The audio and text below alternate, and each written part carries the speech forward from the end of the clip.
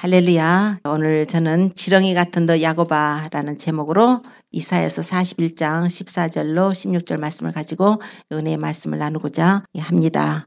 오늘 제목이 지렁이 같은 너 야고바. 사람을 하필이면 지렁이에다가 이렇게 비유를 하시니까 좀 기분이 그렇죠. 그런데 우리 성경에 보면은 욥기에서 25장 6절에 보면은 우리 사람은 벌레요, 구더기라고 또 말씀을 하십니다. 우리는 하나님의 형상과 모양으로 지음받은 존귀한 자들입니다. 그런데 굳이 하나님께서 이렇게 지렁이나 벌레나 이렇게 구더기나 이렇게 주님이 표현하신 것은 하나님이 지으신 모든 만물에는 뜻이 있으십니다. 하나님께서 지은 모든 피조물에는 그 피조물의 특징에 따라서 그 뜻이 우리 결국은 하나님께서 우리 인간들이 그것을 보고 깨달으도록 하시고자 하는 그 의미가 그 속에 담겨 있습니다. 시편 22편에 보면은 다윗은 예수님이 고난받으실 모습을 미리 보고 이렇게 말씀합니다. 나의 하나님 어찌하여 나를 버리셨나이까. 이렇게 그 말씀을 쭉 시작하다가 예수님이 그 고난 가운데 절규하는 모습, 나는 벌레요, 사람이 아니라 벌레 취급을 당하셨다는 것입니다. 그러므로 이 성경에서 하나님께서 너희는 인생은 구더기고 너희 인생은 벌레다. 너희는 지렁이 같다. 그러면 그 왜 하나님께서 우리에게 이러한 말씀을 하셨는가? 지렁이가 무엇인가? 왜 구더기인가? 이런 뜻을 우리가 거기서 알아야 될 것입니다. 때로는 성경에서 보면 하나님께서 우리 사람을 양으로 많이 비유하시죠. 양은 기분 좋으시죠. 양이라고 하면은 우리는 그의 기르시는 양이다. 여호와는 나의 목자시라. 그래서 양이라면 좀 기분이 좋아해요. 우리나라 사람들은 양에 대한 개념이 좀 순한 양이라고 생각해서 굉장히 좋다고 생각을 합니다. 그러나 또 중동 사람들은 양을 비유해서 말하면 너 양 같은 놈 그러면은 유혹이 된답니다. 왜냐하면은 어리석고 고집 센 놈이라는 뜻이랍니다. 그러니까 양의 특성을 보면은 양은 시력이 나빠가지고 분별력이 없습니다. 그래서 가서 독초를 먹든지 풀을 먹든지 그냥 분별이 없어요. 눈이 어두우니까. 그래서 양치기 개가 있는데 양치기 개들이 막 이렇게 막 옆에서 뛰면은 사람인 줄 알고 가다가도 이제 오는 거예요. 그래서 이사야서 53장에 말씀에는 너희는 양같이 그릇 행하여 각기 제 길로 갔거늘 여호와께서 우리 무리의 죄악을 그에게 담당시키셨도다. 이렇게 양에 대해서 말씀을 하신단 말입니다. 그릇 행하여. 너희는 다 양같이 그릇 행하여 잘못 행하여. 그러니까 양이라는 짐승이 굳이 그렇게 순하고 우리가 생각할 때 털이 뽀얗고 하얗고 그냥 폭실폭실하고 그것만 생각하는데 사실상 양이 굉장히 더럽답니다. 굉장히 더럽고 불결하답니다. 그리고 양의 특성상 또 짐승이 이렇게 늑대라든가 이렇게 나타나면은 양은 그 자리에서 꼼짝 않고 두려워서 움직이질 않는데요. 도망을 못 가는 게 방어 능력이 하나도 없는 것입니다. 그러니까 목자가 필요해요.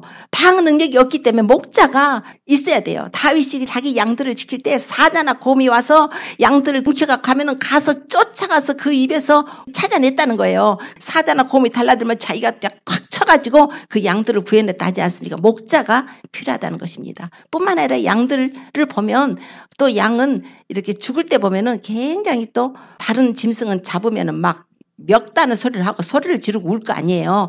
양만큼은 침묵을 지킨답니다. 그래서 이사야서의 53장에 보면은 예수님이 십자가에 달리시는 그 모습을 표현을 하고 있어요. 그는 도수장에 끌려가는 어린 양같이 털 깎는 자 앞에 잠잠한같이 그 입을 열지 않았다. 이렇게 말씀을 해요. 그러니까 양은 이렇게 죽을 때라든가 털 깎으러 갈 때라든가 이럴 때 보면은 그냥 가만히 침묵을 하고 있답니다. 그 모습을 생각하면 우리 예수님이 양같이 보라 세상 죄를 지고 가는 어린 양이로다. 우리 주님은 그 양같이 털 깎는 자 앞에 잠잠한 양같이 도수장으로 끌려가는 어린 양같이 주님께서는 그야말로 자신을 완전히 내맡기고 죽임을 당하셨다는 거 우리가 알 수가 있습니다. 그러니까 주님이 어린 양으로 양의 속성을 통해서도 주님은 세상 죄를 지고 간 어린 양이다. 희생 양이다. 하나님께 정결하게 드려진 예물이다. 향기로운 제물과 생축으로 자신을 드렸다. 이거 하나님께 드려지는 제물로도 뜻이 있지만 또 예수님의 그 죽으시는 그 모습이 양이 죽을 때 침묵하는 그 모습으로 주님께서 그렇게 사지로 끌려가는 양같이 그렇게 주님께서 당하셨다는 것을 또 성경을 통해서 그 양의 특성을 통해서 우리가 알 수가 있습니다. 그러므로 주님의 기르시는 양이요, 고집스럽고 방어 능력도 없고 공격을 할 수도 없는 거예요. 적이 와도 그냥 꼼짝없이 당할 수밖에 없는 이런 참 연약하고 또 눈도 안 보이니까 스스로 먹이를 찾을 수도 없어요. 목자가 이끌고 가서 좋은 풀이 있는 곳으로 데려가야 먹는 것이고, 또 목자가 없으면 길을 잃어버려가지고 방향 감각도 없고, 길을 잃어버려서 낭떠러지로 떨어질지 어디로 갈지 어떻게 합니까? 그러므로 목자가 반드시 필요하다. 그래서 우리는 목자가 필요한 인생이라는 거예요. 너희는 양 같은 존재라는 것은 너희는 목자가 필요하다. 너희 영혼의 목자와 감독 되신 이가 필요하다는 거예요. 예수 그리스도가 필요하다는 거예요. 그래서 우리를 양이라고 또한 말씀을 표현을 하고 있습니다. 그런데 오늘은 또 지렁이 같은 너 야곱아, 그래요. 그러면 지렁이가 어떤 특성인지 좀 알아야 될 거 아닙니까? 지렁이 특성이 뭐냐면 지렁이가 눈이 없답니다. 눈이 없어요. 지렁이는 땅속에서 살아요. 그것도 땅속에서 더 습지에서 음지에서 살아요. 아주 시궁창이나 아주 또랑 같은 데 파보면은 지렁이가 거기에 있어요. 지렁이는 폐나 아가미가 없으니까 피부로 호흡을 하는데 땅 밑으로 움직이면서 그 공간이 생기지 않습니까? 그 공간이 생기면 그 공간에 약간의 공간에 산소가 있으니까 그 산소를 피부로서 호흡을 하는 거예요. 이빨도 없어서 방어 능력도 없습니다. 눈도 없죠. 이빨도 없죠. 그냥 이런 연약한 거. 그런데 비가 오고 나면은 지렁이들이 밖에 막 나와 있어요. 그리고 해가 뜨면은 못 돌아가고 거기서 말라 죽어 있습니다. 그런 걸 볼 때가 있습니다. 왜냐하면 비가 올 때는 땅속에 물이 차니까 호흡을 할 수가 없는 거예요. 그래서 호흡이 안 되기 때문에 숨 쉬려고 밖에 나왔다가 도로 찾아갈 능력이 없는 거예요, 거기를. 그리고 해가 나면은 그냥 그 자리에서 말라 죽어버려요. 누군가가 그것을 가져다가 흙에다 갖다 놓기 전에는 죽어버린단 말입니다. 자, 이게 바로 지렁이의 특성이에요. 하나님께서는 너 지렁이 같은 너 야곱아, 오늘 이렇게 말씀을 하십니다. 너 이스라엘 사람들아. 지렁이 같은 너 야곱이지만 이스라엘 사람들한테 얘기하는 것이고, 또한 우리 예수님을 믿는 우리 하나님의 자녀들에게 또한 말씀을 하고 계시는 것입니다. 나 여호와가 말하노라. 내가 너희를 도울 것이라. 너의 구속자는 이스라엘의 거룩한 자니라. 지렁이가 얼마나 무능해요. 능력이 없지 않습니까? 스스로 살아갈 능력이 없다는 것입니다. 우리 인간이 그렇다는 거예요. 그런데 하나님께서 왜 또 야곱에게 지금 이렇게 말씀을 하셨는가? 야곱이 어떤 사람인가를 잠시 우리가 알아봐야 될 것 같아요.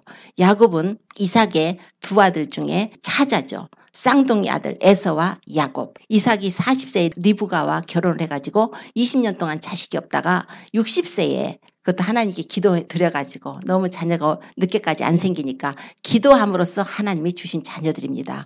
그런데 그 두 자녀가 리브가의 뱃속에서 그냥 아기 때부터 태아 때부터 싸우는 거예요. 그래서 얼마나 싸웠는지 이 같으면 내가 어떻게 살겠나 하고서 리브가가 하나님께 기도드렸더니 네 뱃속에 두 국민이 있다는 거예요. 그래서 큰 자가 어린 자를 섬길 것이라 이런 그 예언을 받습니다.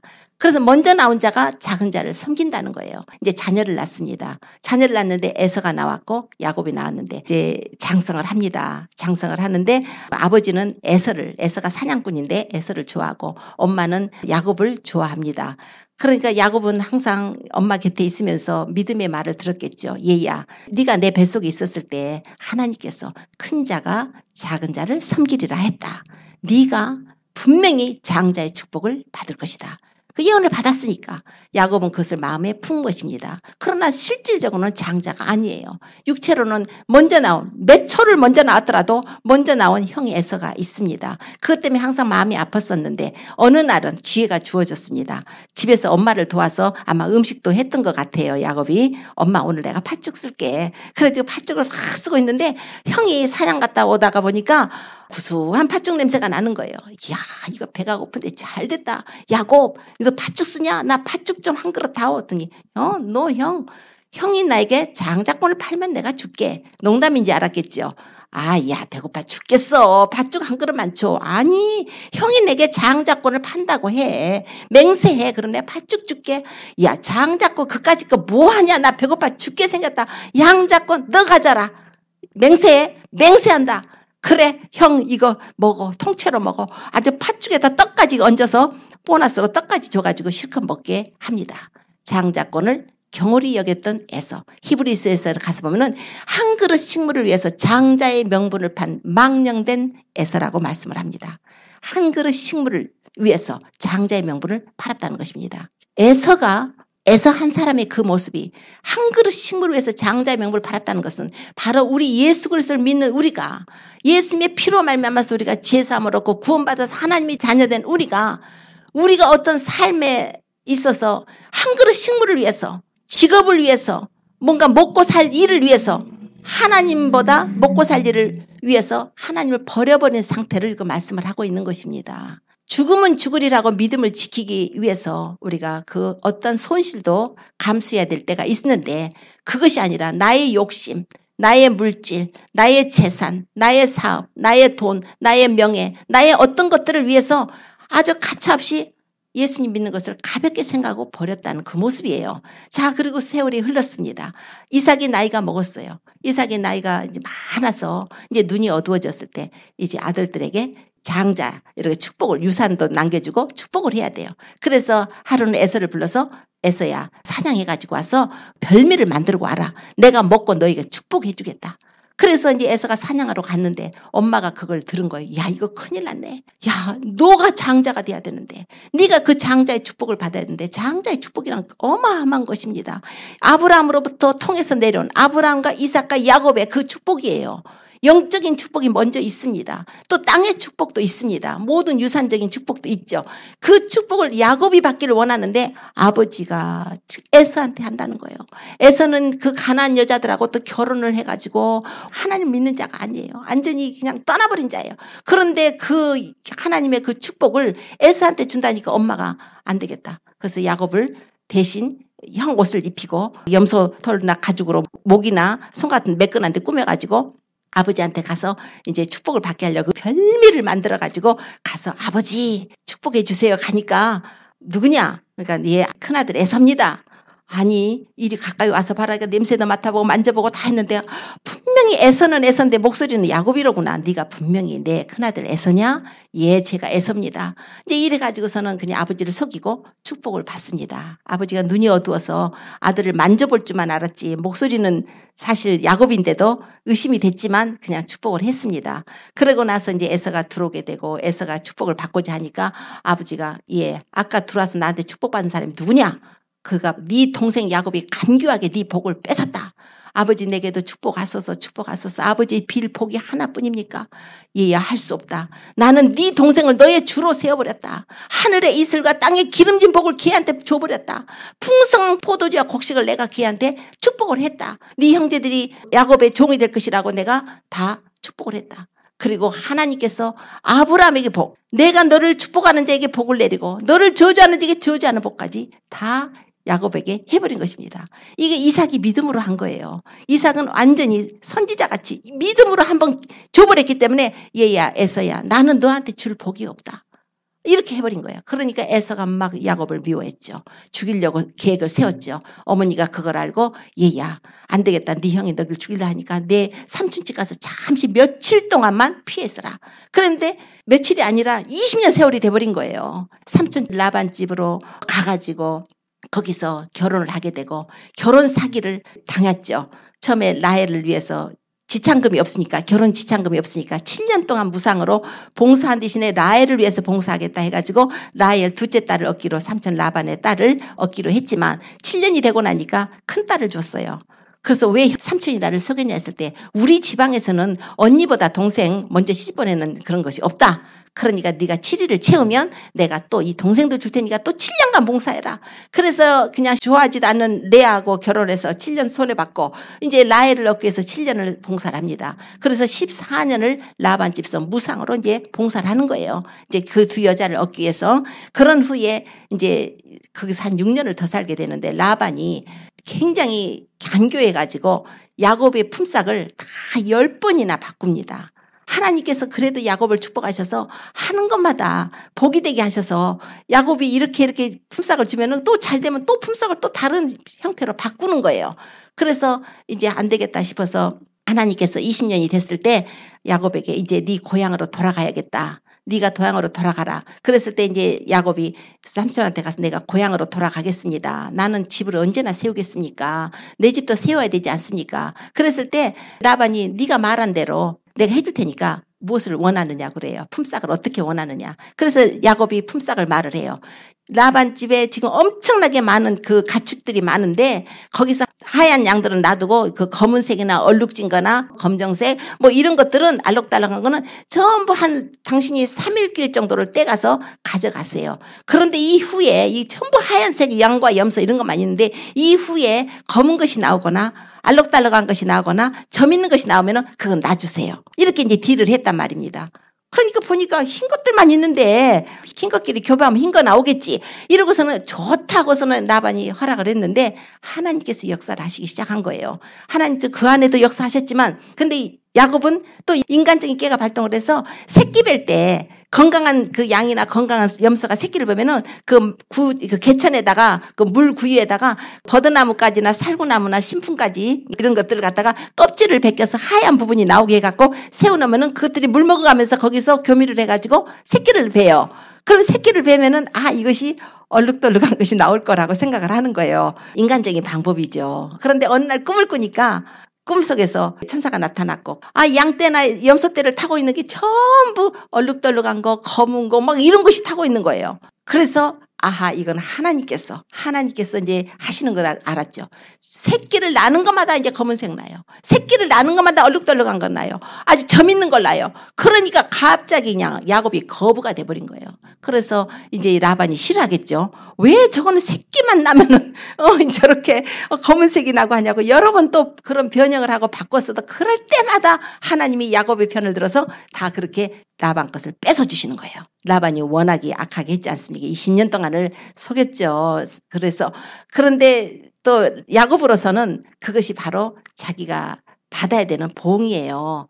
하나님은 만홀히 여기시지 않습니다. 사람이 무엇으로 심든지 그대로 거둔다 그랬어요. 속였잖아요. 아버지 속였죠. 형 속였죠. 장자권을 갖다가 그렇게 하나님 앞에 죄를 범했는데 그런 사람을 하나님 어떻게 축복을 하시겠습니까? 하나님은 축복을 하시지만 또 축복을 하실 수가 없잖아요. 그릇이. 그래서 그릇 만드는 시간이 20년이 걸린 거예요. 야곱이 그만큼 그릇을 만들어주기 위해서. 이것이 하나님으로부터 처음에 축복이 왔습니다. 약속은 이미 받았어요. 예언이 되어 있습니다. 그러나 그걸 인간적인 방법으로 성취를 하려다 보니까 잠깐 며칠 동안만 엄마 떨어져 있을 줄 알았더니 20년 세월을 엄마하고 아버지하고 떨어지게 되고 형하고는 원수가 되지 않았습니까? 그런데도 아직 야곱은 아직 많이 벗어지진 않았습니다. 이제 삼촌이 없을 때 가족들이 탈출을 합니다. 자기 와이프들 불러가지고 나 하나님께서 고향 땅으로 가라 했다. 그동안에 너희 아버지가 나에게 어떻게 했는지 아느냐. 이렇게 해서 이 얘기를 하니까 설득을 하니까 갑시다. 우리 떠납시다. 아버지가 우리를 팔아가지고 돈 벌었지 우리한테 준 것도 없다. 이 재산은 전부 우리 자녀들 것이니까 갑시다. 이렇게 동의를 해가지고서 전부 이제 고향으로 오게 됩니다. 그래서 라반이 마치 양털 깎으러 가가지고 다 없을 때 살짝 자기들이 몰래 떠난 거예요. 가족끼리 3일길을 떠났는데 그 뒤로 라반이 야곱이 떠난 것을 알게 됩니다. 그래가지고 분해가지고 야곱을 잡으러 오죠. 근데 이미 3일길 간 데다가 3일 후에 소식 들었죠. 그런데다 그때부터 쫓아오니까 7일 만에 서로 만나게 된 것입니다. 라반이 그 전날 밤에 하나님이 나타나셨대요. 라반의 꿈에 현몽을 해서 너는 선악간에 야곱에게 말하지 마라. 그러니까 얼마나 두렵겠습니까? 그래서 라반이 야곱하고 만나가지고 내가 너를 해할 수가 있었는데 어젯밤 너희 아버지 너희 조상의 하나님이 내게 나타나서 너 선악간에 말하지 말라. 야곱을 해치지 말라 해서 내가 너를 가게 하겠다. 이래가지고 거기서 이제 보내줍니다. 자, 보내줘서 이제 집에를 오게 됐는데 오다 보니까 이제 형 있잖아요. 에서가 이제 에돔에서 세일산에서 살고 있는데 그 이제 형한테 자기 사람들을 보내서 동생이 옵니다. 이제 그동안에 라반한테 20년 동안 붙어 있었다가 이제 형님한테 은혜 받기 원합니다. 그 사람을 보낸 거예요. 이제 20년 세월이 흘렀으니까 화가 좀 풀렸으리라고 생각을 했겠죠. 그러나 에서는 그동안에 20년 동안 칼을 가른 거예요. 복수의 칼. 아주 원한을 그렇게 깊이 삼고 있었습니다. 그래서 그 사관들이 와가지고 당신 형님한테 갔더니 400명을 군대를 끌고 당신을 만나러 옵니다. 그제서야 아이고 이거 형님 화 안 풀렸네. 이거 어떻게 하면 좋은가. 그러고 나서 그냥 그때야 막 예물을 만드는 거예요. 암양 200마리에다가 순양 20마리에다가 염소도 막 200마리 또 약대도 한 30마리 암소도 40마리 황소도 막 10마리 엄청나게 많은 그런 그 짐승을 떼를 만들어요. 그래가지고 너희들 가라. 너희들 값서 한때 한때 가면서 내 형을 만나거든. 이게 뭐냐 그러면은 내 주 야곱 것인데 그 형 에서한테 보내는 예물입니다. 이렇게 하겠다는 거예요. 예물로 다 마음을 풀겠다는 거예요. 그러고 나서도 마음이 답답하니까 자기는 가족들을 전부 야복강 나루로 건네놓고 그 사람은 야복강 나루에 혼자 남아서 그제서야 인간적인 방법으로 도저히 해결할 수 없는 난관에 딱 부딪혔을 때 그가 무릎을 꿇습니다. 야곱의 세월이 하나님 앞에 무릎 꿇는 세월이 굉장히 길었어요. 야곱이 형 에서를 피해서 그 바단 아람으로 갈 때 베델에서 하나님이 만나 주셨습니다. 돌베개를 베고 눈물을 흘리며 형이 속이고 아버지 속에서 그 받은 걸로 내가 죽게 생겨서 했을 때 하나님이 그에게 나타나셔서 그 사닥다리가 하늘이 열리고 사닥다리가 하늘에서 땅까지 있는데 천사들이 오르락내리락 하는 거예요. 그걸 보고 이것이 하나님의 전이구나. 하나님 형이 지금 나 죽이려고 하는데 내가 무사히 고향으로 돌아오게 되면은 이것이 하나님의 전이 될 것입니다 하고 자기 베고 잤던 그 돌베개에다가 기름 부어서 그렇게 하나님하고 약조를 합니다. 까마득하게 잊어버린 거예요. 20년 세월이 다 잊어버린 거예요. 그러나 하나님께서 그에게 고향으로 가라 했을 때 너는 네가 네 형 에서의 낯을 피해서 여기 올 때 네가 광야에서 하나님 만나 주셨던 그 베델에서 하나님께 단을 세우라 그랬어요. 세우라는데 또 잊어버리고 오지 않았습니까? 전혀 또 잊어버리고 자기 인간적인 방법으로 형 마음을 하려고 했는데 그러다가 아차 싶으니까 자기는 그동안에 거부가 돼갖고 성공을 해갖고 왔잖아요. 금유한양하는 거예요. 지금 맨손으로 나갔다가 엄청나게 많은 재산을 이끌고 지금 집에 돌아오게 되니까 얼마나 자기 딴에는 자랑스럽고 스스로가 내가 그냥 빈손 쥐고 나갔는데 이렇게 때를 들고 거부가 돼서 나왔구나 하는 그런 자만감이 있는 거예요. 이제 고향에 와서 떵떵거리고 살겠구나 이렇게 왔는데 형이 죽이려고 하는 거예요. 야, 이거 큰일 났구나. 그제서야 형의 마음을 도저히 풀 수 없다는 것을 알고 그제서야 하나님께 무릎을 꿇습니다. 거기서 기도를 해요. 밤에 어떤 사람이 나타나서 밤새 야곱하고 씨름을 했답니다. 그래서 그냥 날이 셀라하니까 그 씨름하던 사람이 나를 가게 해라. 가게 해달라. 안 됩니다. 내게 축복하십시오. 축복하기 전에는 못 보내줍니다. 그러니까 네 이름이 무엇이냐. 그러니까 내 이름이 야곱입니다. 그러면 앞으로는 네 이름을 이스라엘이라 하라. 야곱은 발꿈치를 잡는 자예요. 속이는 자고 발꿈치를 잡는다는 뜻이 뭐가 이름이 좋습니까? 이제 이스라엘이에요. 네가 하나님과 사람으로 겨루어서 이겼다. 너는 이스라엘이라고 하라. 그러고서 거기서 환도뼈를 치면서 이제 환도뼈가 절게 됩니다. 그러고 나서 야곱은 이제 하나님께 응답을 받았죠. 하늘문이 열렸어요. 하나님으로부터 응답을 받았기 때문에 이제 더 이상 두렵지 않습니다. 형에 대한 두려움이 없어요. 그전에는 다 다른 가족들 보내놓고 뒤에 혼자 남아있었던 약간 비겁자 시기였지만 이제는 자기가 앞에 나가서 모든 가족들을 뒤로 하고 형이 오고 있는데 7번을 절을 하면서 쩔뚝하면서 절을 하고 환도뼈를 쳤으니까 다리를 절고 갈 수밖에 없어요. 쩔뚝 그냥 형한테 절을 하고 가는 모습에 형이 쫓아오더니 그냥 목을 안고 입을 맞추고 그렇게 형제간의 화해가 이루어집니다. 놀라운 기적이 일어난 거예요. 자, 바로 이것이 야곱이 만약에 하나님께 무릎을 꿇지 않았더라면 그 사람은 끝까지 인간적인 방법으로 자기 형의 마음까지도 예물을 보내가지고 마음을 풀려고 했지만 그렇게 되지 않는 거예요. 하나님께서는 우리가 여호와의 마음을 기쁘시게 하면은 그 사람의 원수라도 더불어 화목해 해주신다고 했습니다. 이제 야곱은 인간적인 방법은 아무 소용이 없이 오직 하늘만을 바라보게 되었을 때 형이 와서 그 형이 그 죽이려고 400명의 군대를 끌고 왔는데 내가 너희 호위병 대줄게. 내가 데리고 갈게. 호위병이 되는 거예요. 그거마저도 이제 인간의 호위병이 필요 없다. 그냥 하나님만 바라보는 그 신앙을 야곱이 보여준 것입니다. 자, 이 야곱의 후손들에게 하나님께서는 이스라엘에게 말씀을 하실 때 너 야곱이 어떻게 했는지 아느냐. 야곱이 자기 인간적인 방법으로 살 때는 속임을 당하고 속고 그 인간적인 방법으로 할 때는 도저히 그 사람이 살아갈 수가 없다. 그러나 그가 마치 영적으로 눈이 어두운 거예요. 지렁이는 눈이 없다고 그랬잖아요. 영적인 눈이 없었다는 거예요.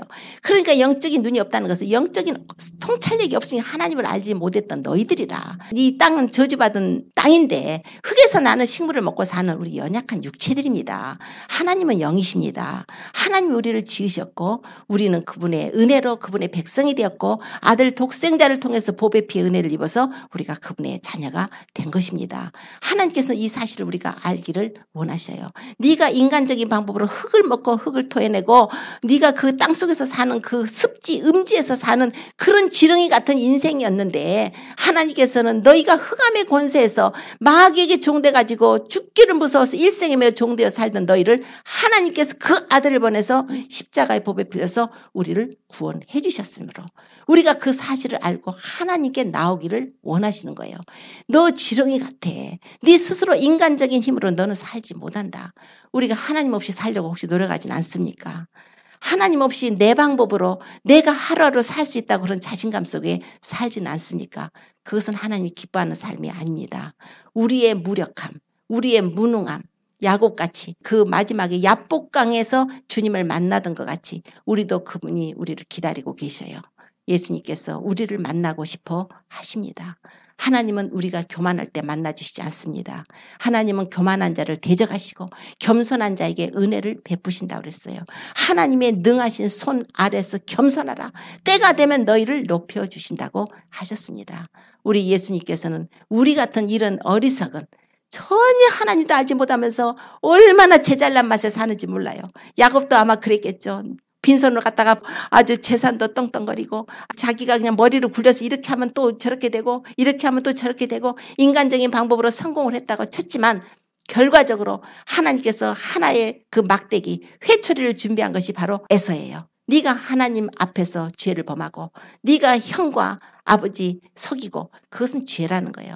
하나님 앞에 나와서 회개의 기회를 받기를 원하셨어요. 한 번도 이 성경 읽다 보면 야곱이 막 하나님께 자기가 형을 속이고 아버지를 속였던 거에서 회개했다는 내용이 없어요. 그러나 마지막에 야복강 나루에서 그가 깨진 것입니다. 하나님께서는 우리가 그런 깨지는 날을 원하십니다. 우리 자신이 스스로가 살면서 내 자신이 의롭고 내 자신의 힘으로 이렇게 살아왔다고 생각하는 사람은 주님을 못 만난 것입니다. 우리 주님께서는 너희들은 지렁이 같다. 지렁이 같은 너 야곱인 것이다. 너 이스라엘 사람들아. 지렁이 알지? 지렁이가 어떤 건지 알지? 너희는 바로 지렁이 같다. 그러나 네가 예수님께 나와서 네 죄를 자복하고 회개하고 정말 주님을 하나님을 만났더니 내가 너로 이가 날카로운 새 타작기계를 만들어버리겠다는 거예요. 지렁인데 이빨이 날카로운 새 타작기계. 곡식을 넣으면은 타작기계에서 막 타작이 탁 되어나오는데 이빨이 날카로운 새 타작기를 만들어서 네가 산들을 쳐서 부스러기를 만들어버릴 것이고 작은 산들을 쳐서 겨같이 돼버릴 것이라. 네가 그것을 까부르면은 바람이 와서 다 몰아가 버릴 것이고 회리바람이 그것을 다 흩어버릴 것이다. 너는 여호와로 인해서 즐거워할 것이고 이스라엘의 거룩한 자로 인해서 자랑할 것이다. 20년 동안을 그 원한을 태산 같은 원한을 칼을 갈고 있던 에서가 야곱이 어떤 방법을 쓴 게 아니에요. 야곱 형님 제가 잘못했습니다.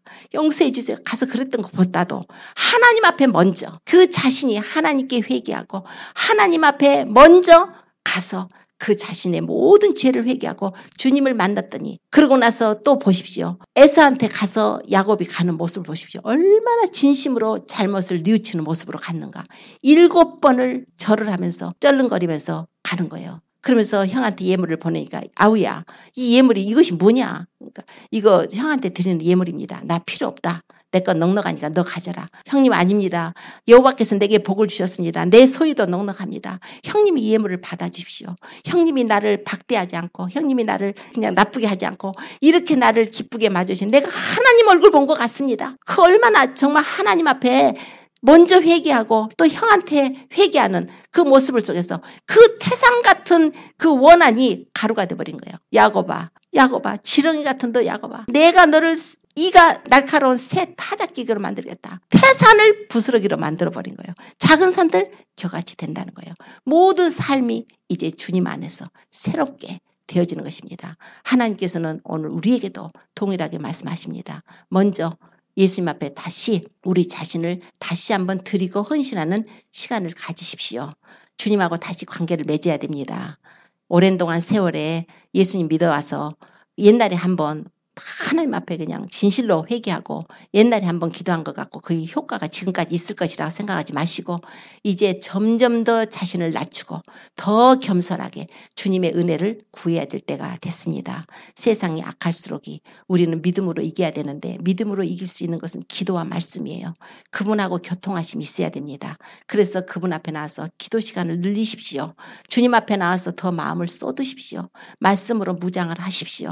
주님하고 관계 속에서 가서 회개를 해야 됩니다. 이제 회개하고 자신이 그동안에 잘못 살았던 거 회개한 것처럼 목사님은 맨날 회개하라고 그러냐고 우리는 날마다 먼지 묻으면 저녁에 주무실 때 다 세수하고 주무시죠. 발도 닦고 주무시죠. 샤워도 하시죠. 그런 것처럼 먼지 묻은 것처럼 우리 죄악된 세상에서 눈으로 보는 것이 죄예요. 귀로 듣는 것이 죄입니다. 여전 죄만 세상에 관영하니까 세속적인 것이 관영하니까 눈으로 봤던 건 나도 모르는 새 죄예요. 나도 모르게 듣는 게 죄예요. 입으로 죄 짓고 손으로 죄 짓고 우리 주님께서는 그런 죄인들을 위해서 그분이 십자가에 달리시면서 머리에 가시관을 쓰셨어요. 머리로 생각하는 거 모두 그분이 담당해서 고난을 받으셨습니다. 손과 발로 지은 죄 모든 거죠. 옆구리 창에 찔려서 심장에 터져갖고 심장에서 물과 피가 쏟아져 나왔죠.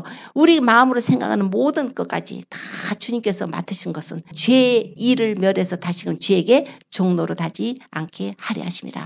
하나님께서는 우리가 죄를 짓고 마귀에게 끌려가는 걸 원치 않으십니다. 그래서 우리가 뭐 특별한 나쁜 짓을 졌다고 이런 것보다 우리가 날마다 삶 속에서 주님 앞에 더 헌신하지 못하고 믿음이 없이 사는 것이 죄라고 그랬어요. 기도를 쉬는 것도 죄라고 그러셨지 않습니까?